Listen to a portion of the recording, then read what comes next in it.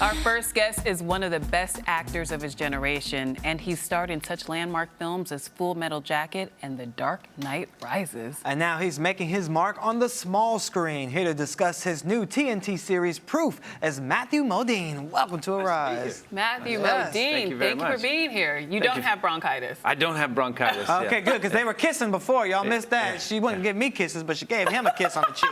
He gave her. Mariah and I were not kissing. Okay, good. So you I safe. promise. No, we're not kissing. Okay, good. Yeah. Okay. It's a good publicity stunt, though, right? You think so? Yeah, look how much ink she gets and airtime by canceling the show. So that's publicity you can't really pay for. That's so a good true. point. See, you're Very good at this. good point.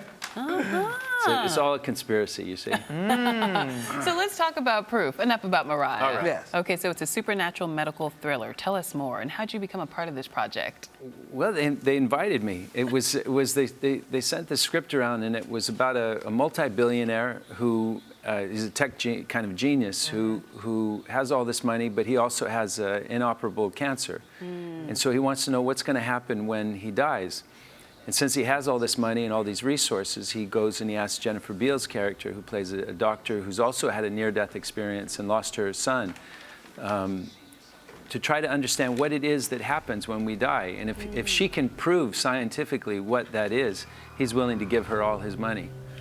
Yeah, Billions of dollars. Yeah, Wow. so we get the opportunity to look into near-death experiences, reincarnation, spiritual things that people believe in religiously, the journeys that people think we take after our lives, to investigate those things. What do you think happens Yeah, after real we life. die? Well, I believe that we are of this earth, that those early pagan religions really understood what we know today through DNA, that all life on the planet is connected, that there's a symbiotic relationship of all forms of life, and everything is sacred, the air, the water, the earth, and all these animals that we share the earth with really are our brothers and sisters. And so we take, as human beings from the earth, at such a inexhaustible rate that the least that we could do at the end of our lives is to give our bodies back to the earth and try to become part of that circle of life again. So I think that if there's a way out, it's not being embalmed and putting your body in a coffin, but just being placed back in the earth and go back into the mother, so to speak. So if you were reincarnated, what would you want to come back as? Well, you? Oh, well, that's a good gig. Yeah, I don't know. What would I come back as? I don't know. I think it always would be amazing to be a bird, to fly around. An eagle, a condor? What type of bird? Well, I thought an eagle, but Proof is being shot up in Vancouver, and there's a lot of bald eagles up there. But the crows and the seagulls just beat the heck out of them. Really? Because they're so much faster. The eagle kind of soars, but the crows can kind of come in and hit them, and the seagulls are much, they can really navigate in the sky. So they beat up the bald eagles, but they're still the king of the sky up there. I mean, it's such a majestic bird. Yeah. You'd be a cool seagull. Yeah. Like Cool seagull? Yeah. Right. Now, this show, we're getting off topic. It's so exciting to talk about this, but the show is actually produced by the closer herself, Kira Sedgwick. Kira Sedgwick. Yeah, tell us, how involved was she in the day-to-day process? She's very, very involved. Yeah. And we all came up together. Kira, Jennifer, Joe Morton.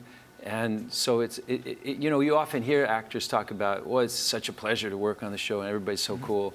But this really is, we come to work and we all try to bring our A game and do the best we can to really investigate this idea, because, I mean, it is the great mystery of life. What happens when we die?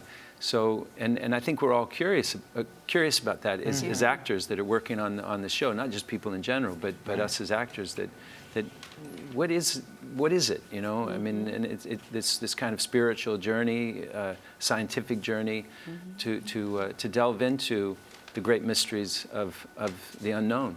Can we delve into Full Metal Jacket for a minute? Did you have any idea that film would become so iconic? No, you never know when you do a project. I mean, every film that I've ever made, you go into it with all the best intentions, and you want to do a great job and make a terrific film.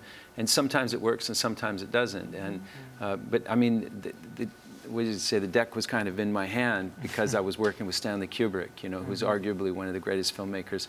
You know, I kept a diary while I was making the film, and, and a friend of mine gave me an old Rolleiflex camera that I took photographs on the set, and it was published into a book, which then became an iPad app, which won awards, and it coined a term, appumentary. So the Full Metal Jacket Diary is available as an iPad app, but it's also now out just recently as an audiobook. So if you have a curiosity about Stanley Kubrick and the making of that film, you can listen to it's a terrific audiobook. That's great, because I think a lot of people are interested about the making of the film, because it took over 2 years to make, and it was famously difficult. Yeah. So what was the most exciting or most difficult part of being on set? What was it like?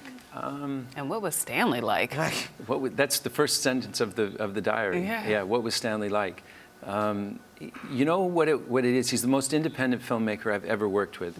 And what he did, he was a kid from the Bronx, and he wanted to make films. He went to Los Angeles, and he felt that everyone was waiting for him to fail.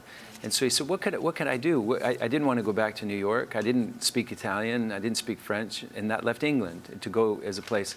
And he went, and he found it was a great place to raise his children, but he also found that the crews were really terrific, that the cameraman was not trying to direct the movie. The sound man wanted to be the best sound engineer that there was.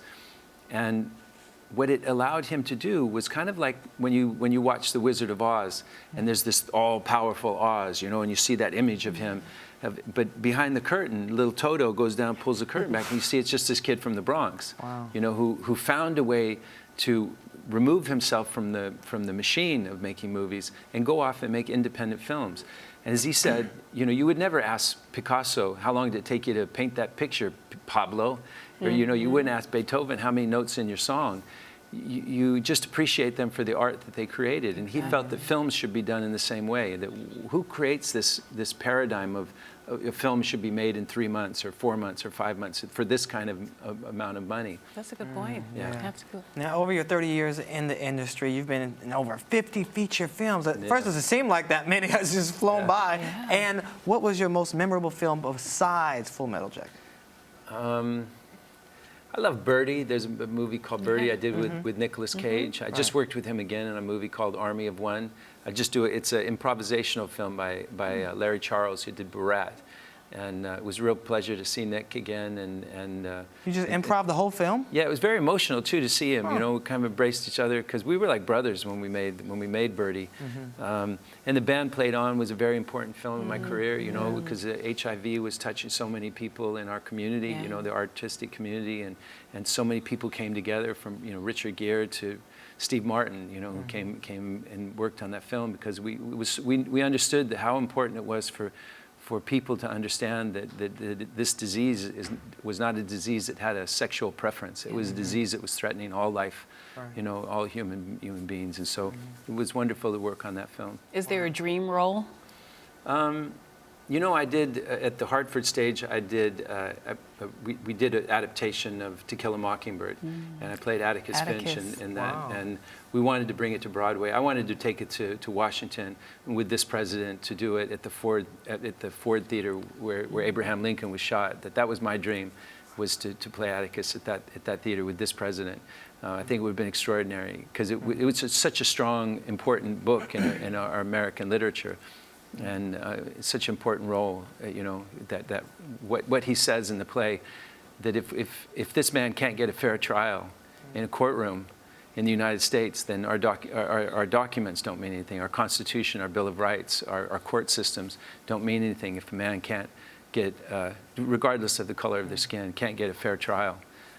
So it's just as relevant today as when Harper Lee wrote the book, you know, 60 years ago, 70 years, I don't know, a long time ago. Even more relevant, unfortunately. Unfortunately, yeah. Well, we're so fortunate to have you here. Oh, it's my pleasure. Thank you so much, and thank you for sharing your time, and good luck with everything. And Proof premieres Tuesday, June 16th at 10 p.m. on TNT. Come back anytime. Thank you very much. All right. It's such a pleasure to meet you both. Happy Modine. All right. And we'll be right back with more Rise Entertainment 360.